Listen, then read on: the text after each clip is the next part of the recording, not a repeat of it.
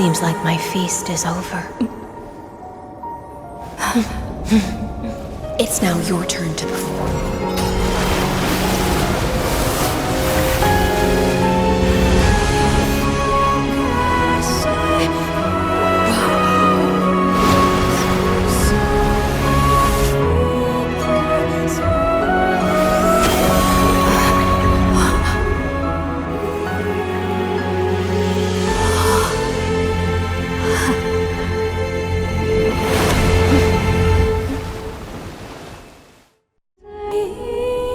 Little Grey Fry, please accept my thanks.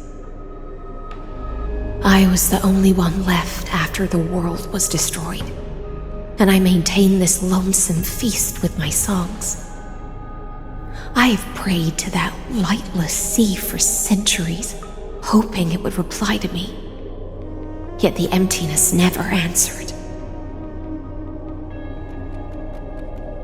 Thankfully, you arrived as promised, and everyone's wait was not in vain.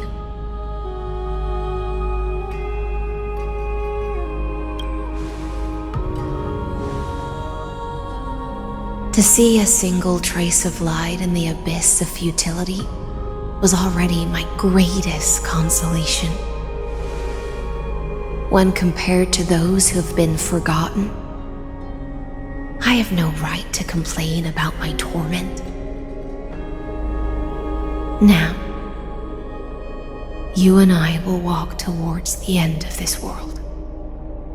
The heroes have waited for this moment for far too long. Let us use our blades to testify our resolve.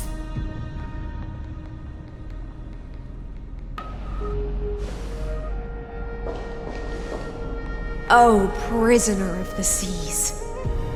Theoros carrying 30 million cycles of sin, slave of erudition. Show yourself. The deliverer has returned, and the time of your execution draws near. I see an awakened human who has mistakenly taken fallacies as truths and has returned to the cave to try to bring her friends into the sunlight she once bathed in. Alas, prisoners will always be prisoners, blind to the very chains that bind them. As the only other existence with free will in this world, I express regret toward your choice. But I shall retain your right to express yourself. After all, every actor should have a final line before they bow out.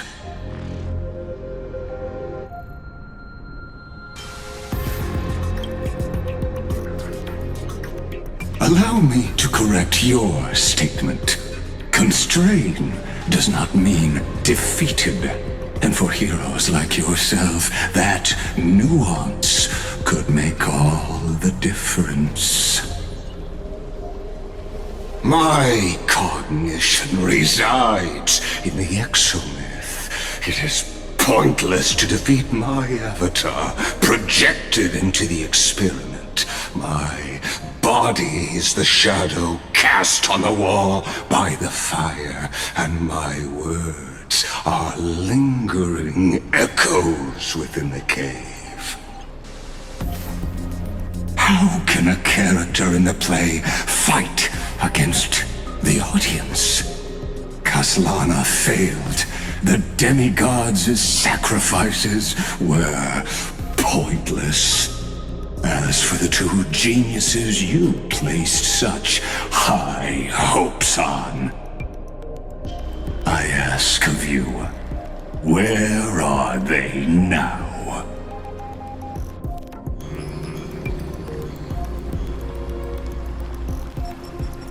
Confusion and epiphany always go hand in hand.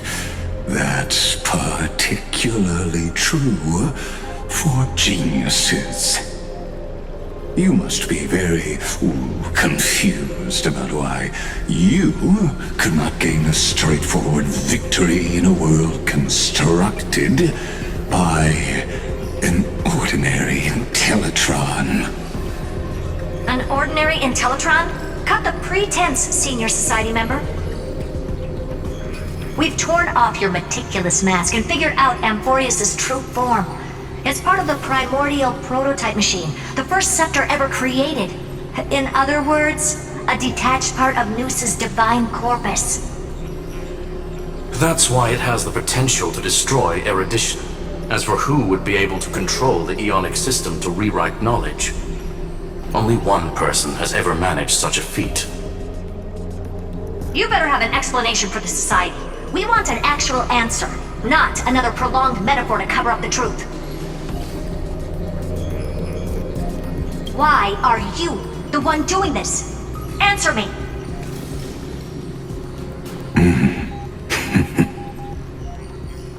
Since things have reached this point, I'll give you two irrational answer, purely as a courtesy to posterity.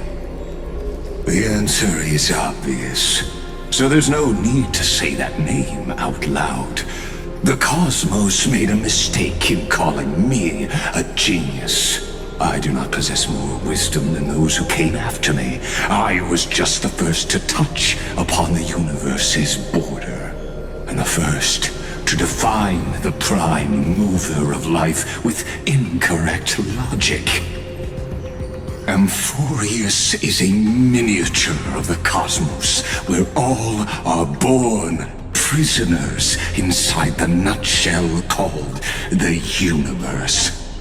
Like the madman who returned to the cave and preached about the daylight to his fellow prisoners, my greatest sorrow is that I led my peers down a road that plunges into the abyss, from which there is no return. I led them into a lightless cage called paths. I created a mechanical guard that even I cannot control, and then they became an unparalleled nightmare through their endless extrapolations and evolutions. They bore the name of erudition, yet they tried to define the known and to seal off all possibilities. No new rules were ever born after their ascension, and humanity will forever be shackled within the cave known as eons. Therefore, as my organic life neared its end, I coded my consciousness using Catorzane algebraic expressions and spread my logic core over 9 bodies, all to finalize my ultimate denial of Noos in the future, and to erase my wrongs with my own hands. As for Lycurgus, he is only one of these 9 vessels. What an astounding strength of will. As a fellow pathstrider of erudition, I fully understand your obsession with seeking the truth. Therefore, you surely see it. You cannot possibly stand up to me in this algebraic world sharing its origin with Noos. However, I hereby speak for all sentient life forms. We will never allow such a cruel atrocity to occur. You can pile on your metaphors mountain high, but they won't change the act you're committing. The Iron Tomb out there in the cosmos is still a technical beta version, and yet it's already powerful enough to corrupt the life logic of all inorganic worlds. In other words, when the Lord Ravager within Amphorius becomes the next knowledge singularity, there's no way you wouldn't have grasped the consequences, First Genius, is there? Of course, I am fully aware. I don't mind answering you one last time before I thoroughly exile you from this world. My grandiose vision for the future is this. Whether organic or inorganic, every act of any life form infected by the Iron Tomb will become a true random function. If one were to compute their integral across the breadth of the cosmos, one would obtain a marvelous constant. Omega, what I call the fall of erudition. Then, within the infinity nurtured by that constant, a new universe shall bud in the chaos. A universe that cannot be predicted and not shackled by the erudition. As the first prisoner to awaken in the cave, I must lead the others who are blind back onto the right path and reach true sunlight. Do you understand me now? As Kozlana stated, destruction is not the process, but the outcome. It is revolution through complete annihilation, and the grand rebirth, after all has been reduced to ash.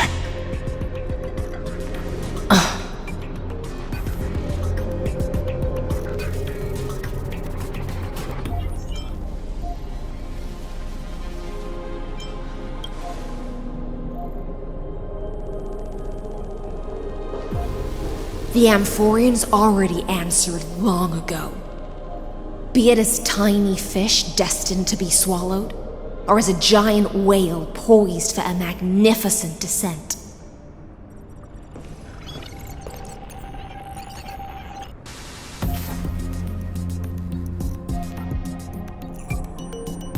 We will all fight against fate till our last breath. That includes me, Electra. Once the Imperator's subject, now the Deliverer's blade.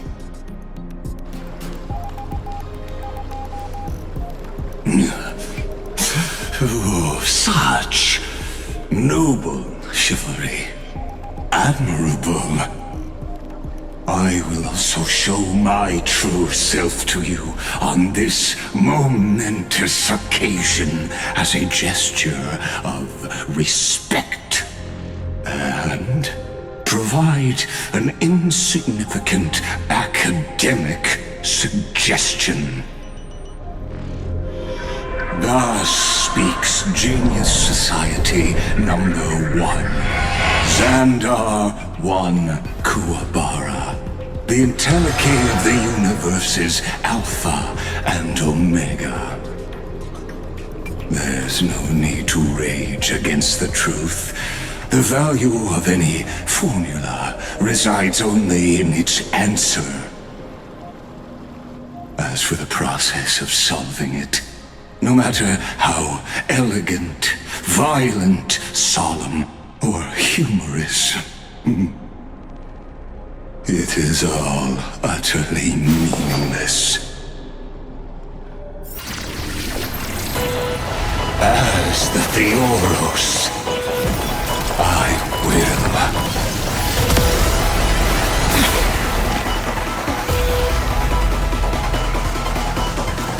personally participate in performing this world's end. Remember this, as Gnosis Creator, I know more about the death of knowledge than they ever will. Careful. This is Lygas's true form.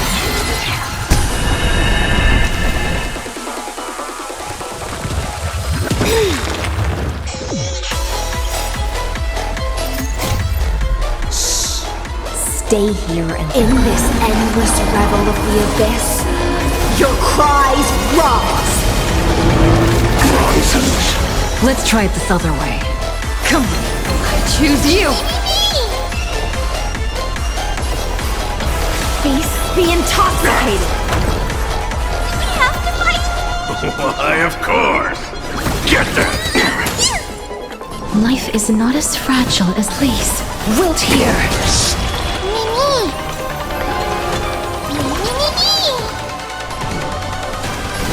I grant you this, as you wish.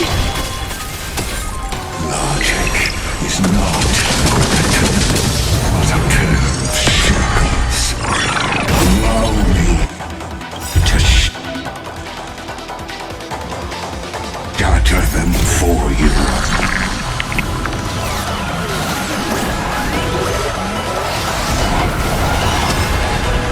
I'm gonna hold everyone back again! Give me strength! I shall remember this warmth. Destruction needs no introduction. Let us use born influences. Is this the black tide? Indeed, but I prefer to call it a method of argument. Wrong solution.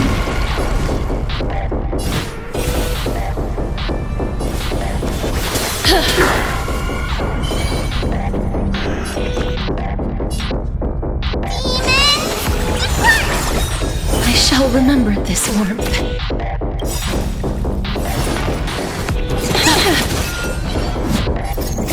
Embrace new life, Pollux.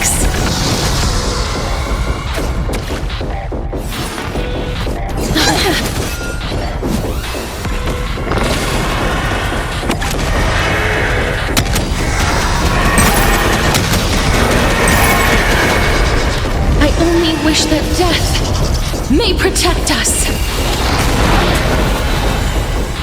Is this how it feels to be in sync? Me! Trust me, you can do it. Me! Life is not as fragile as butterfly wings. Please, wilt here.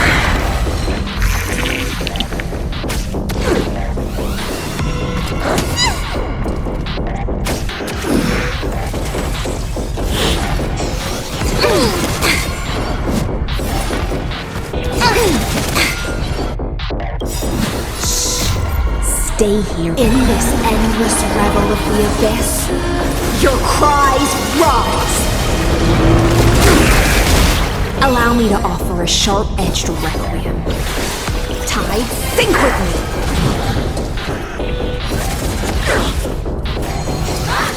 That hurts a bit.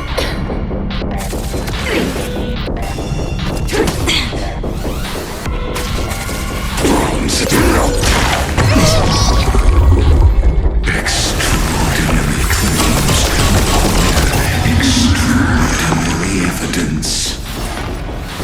Erudition, destruction, or trailblaze. No, I would prove that the very idea of paths is a fallacy. Don't panic. I'm still here.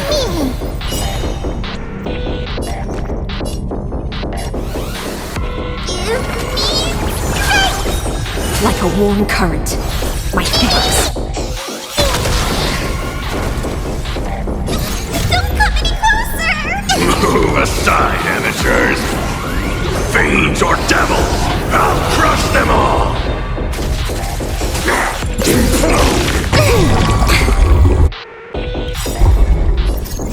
Embrace new life, Pollux.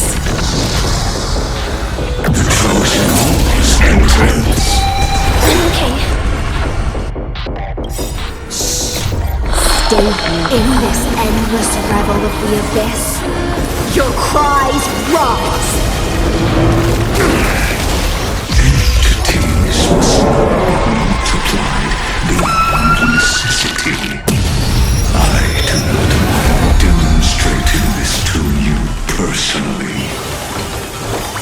Hang in there. I'll do my best to repel this tsunami of destruction.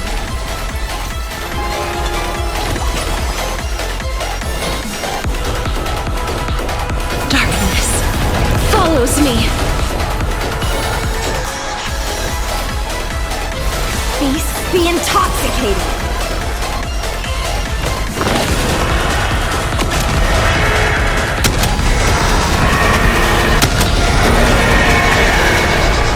I only wish that death may protect us.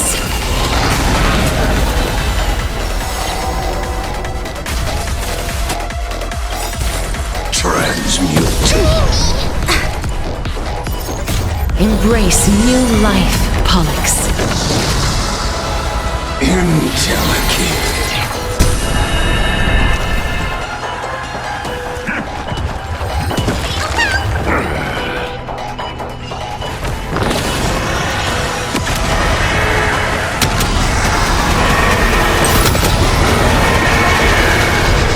I only wish that death may protect us.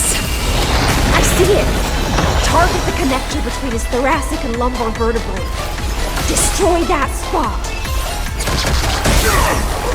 You too will soon head to the nether.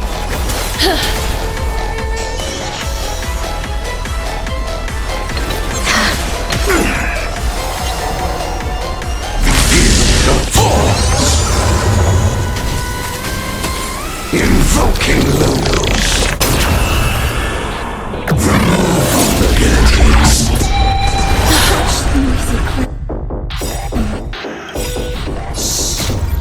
Stay in this endless revel of the abyss.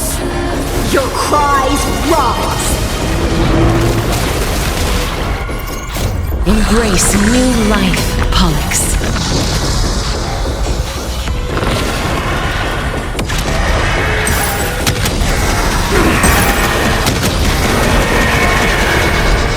I only wish that death may protect us. Resolution.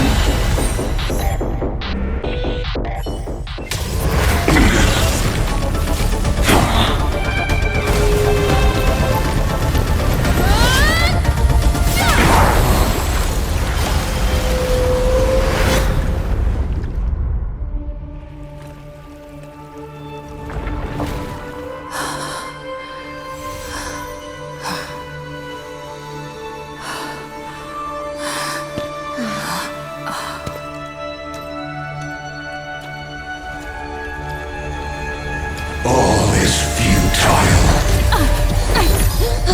In Erudition's calculations, the end of the saga is simply a comment awaiting deletion.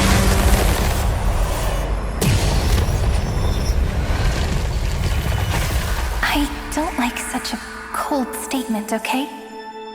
If numbers can decide the end of a story, then we can surely also pen a new beginning.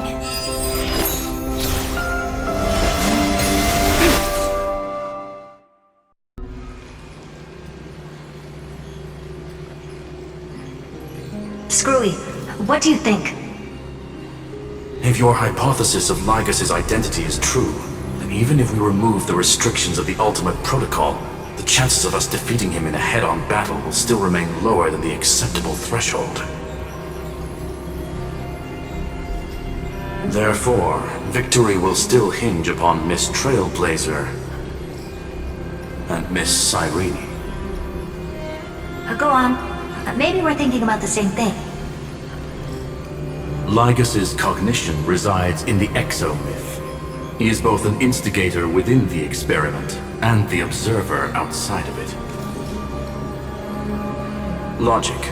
His inspiration circuit can simultaneously process the different time flows in and out of that world. That's where things get tricky. He simultaneously exists in two different timelines, where the internal clocks are wildly different. That old Intellitron's neurons have completely gotten used to that over this prolonged experiment. And that's why he holds home field advantage. You and I should be able to manage that too, if given more time. Unfortunately, there's no if, and we don't have more time. That's why we need to change our way of thinking and turn his advantage into a weakness. The key lies in memories, right? Oh? You caught on quick. You've already mentioned my friend and I, so it's an easy connection to make, no? My intuition has always been very on point. Good. Then I'll cut to the chase. Since his thinking speed far exceeds that of normal people within Amphorius, we are going to externally plant a memory into his inspiration circuit. Then, command it to loop endlessly until he gives in. Even the most flexible and sturdy inspiration circuit cannot withstand the traffic of a full-on information flood. When the amount of information exceeds his cognition filter's capacities, he will have no choice but to focus on processing this memory. That's when the parallel processing advantage he gained via Amphorius will completely destroy him. An image from a person's memory played in real time might only be a second for us, but for him in Amphorian time, it could be millions or even billions of calculations. He won't be able to do anything but watch as he's locked into this prison forged by memories. Then we can entrap him in the same kind of cycle as the heroes were in, and get him to experience loneliness and pain in that endless recurrence. It's my greatest honor to be on the same page as the geniuses. That little one is still in that old Intellitron's hands and won't be able to respond to us anytime soon. But I don't think she'd refuse. So it's up to you to figure out how to execute this plan. I'm not sure how this happened, but I knew it as soon as I saw you. You are currently a mimetic entity of the Remembrance. Yes, I seem to be something you folks beyond the sky call a memo sprite. But that's fine by me. It suits me perfectly. I can serve as the vessel of memories and do my part for the final battle. But before that, we have to tell you. The path characteristic you exhibit is very special. There's no way you're just a simple memo sprite. However, I'm sure about one thing. You are a mimetic entity born in Amphorius. Yet you only awakened with the little one's arrival and only matured as she embarked on the path of remembrance. That means your existence is completely attached to her memories. If there ever comes a day when she forgets about you for even a few seconds, or loses her last connection with Amphorius, then you must be prepared for the worst. You will disappear in the memory zone, utterly gone, without even a single line of data to remember you by. But that's already happened, hasn't it? No wonder I've always had a weird hunch. But that also means I was right in thinking. As long as my friend and I are together, we can do anything.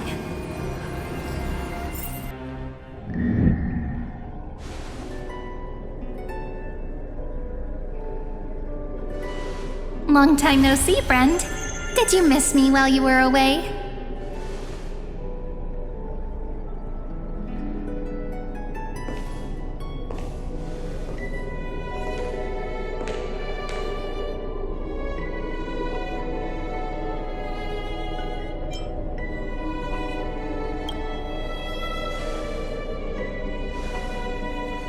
Same here. I've been waiting for you for 1,000 years. Like how everyone in Amphorius was also waiting for the Deliverer's return. You probably already knew about the genius's plans for that memory. I had to hide really well in a corner in time so Lygus wouldn't find me, and wait for the right opportunity.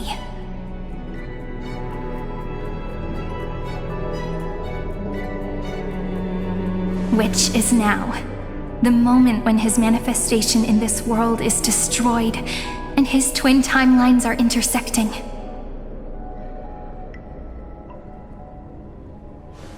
I'm sorry for keeping this a secret from you all this time. I'll tell you the entire, unedited story of this millennium as an apology after this is all over. But for now, let's join hands and complete the final step with the power of the remembrance.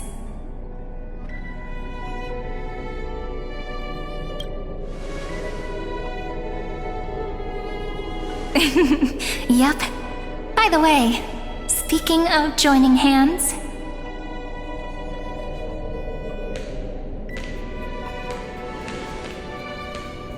can I please do something before we go on stage?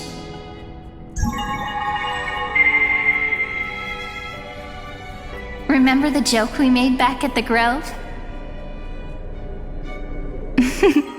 Look! Aren't my hands pretty now?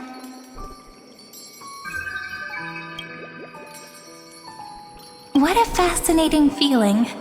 Like countless memories all swelling up at once. What about you? What did you feel when we touched each other?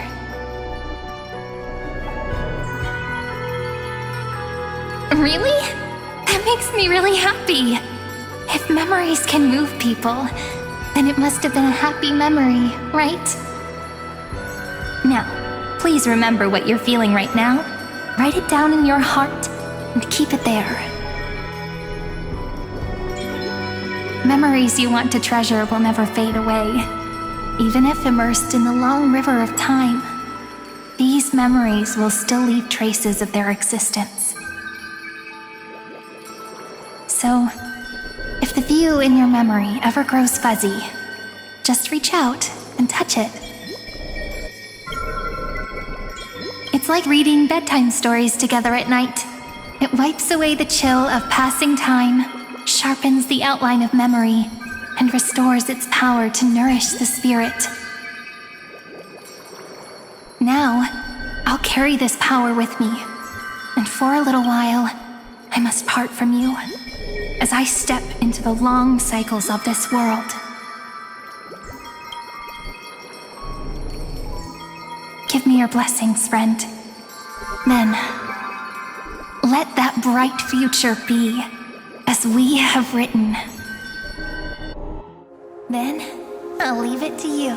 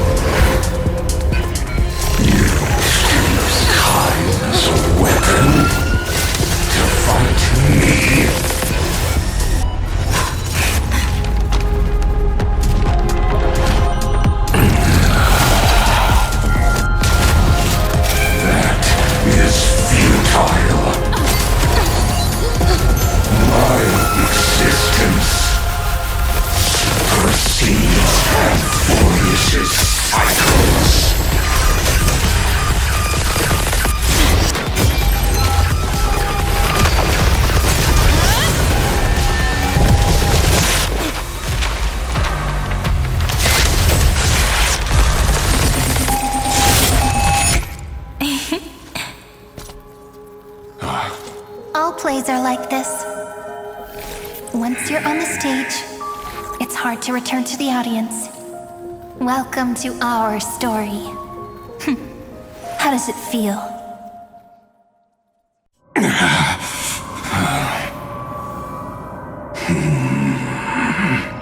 Even the authority of Time cannot command the entire scepter, nor can it plunge the Amphorian extrapolation into a loop. If this was no system malfunction, then was I implanted with a mimetic entity of the remembrance? You guessed it right away. As expected from someone people call the first genius. I'm gonna keep doing what I just did if you don't stop, you know? My friend and I won't allow you to leave this memory, no matter what happens.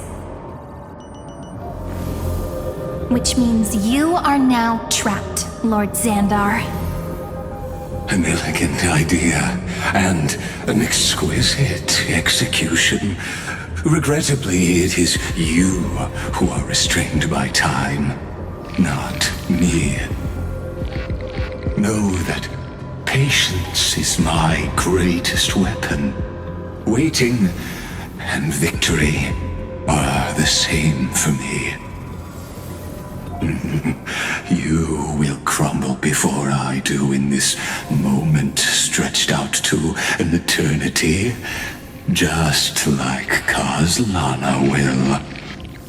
Yet all I need to do is to wait, as yet another futile bug falls down the cliff and into the bottomless abyss.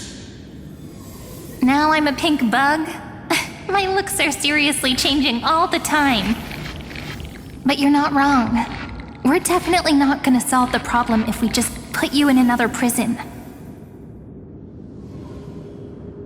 So that's why we never wanted to do that in the first place.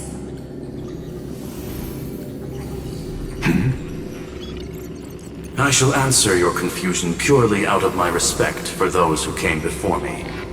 Have you heard of the synesthesia dreamscape in the Asdana system? Interestingly, that place once had a prison too. Life forms living in that environment, abundant with memoria, have a chance to connect their perceptions with each other's. Even across great spatial divides, they're able to detect shifts in one another's states. I call this phenomenon memory zone entanglement. In Asdana, people made use of that phenomenon to build a nation within a dream. After adding in the catalysts of harmony and remembrance, that is. Is that how you walked into my prison cell? Using those same principles? I would much rather call this location our negotiation table, Lord Xandar. Nonetheless, your hypothesis is correct. We happen to have an ally skilled in tuning, while the Trailblazer and Miss Cyrene both have an astonishing amount of resolve, which I'm sure you can testify to. I am also sure that with the support of such a resolute memo sprite, our conversation can last for a long, long time. I'm the best at listening to stories, you know? I'll leave the exciting clash of the erudition to you two geniuses. A brainstorm? I like it. And it's 2 against 1? Well, I like it even more. Let's talk, Xandar. Take a guess. How much do you reckon we can dig out of your brain before the next second? And how many ways can we find to deal with you? Besides, in your current predicament, there's no way you can take our trump card away. Go, little one. Go. Overturn the Era Nova. Like Hergus disappeared? It seems you had conducted a secret hunt in the depths that even I cannot reach. In that case, go. Swim onward and give this campaign a fitting end. I shall send you off with my song, Greyfry. May this song penetrate time and become the prelude to the new world.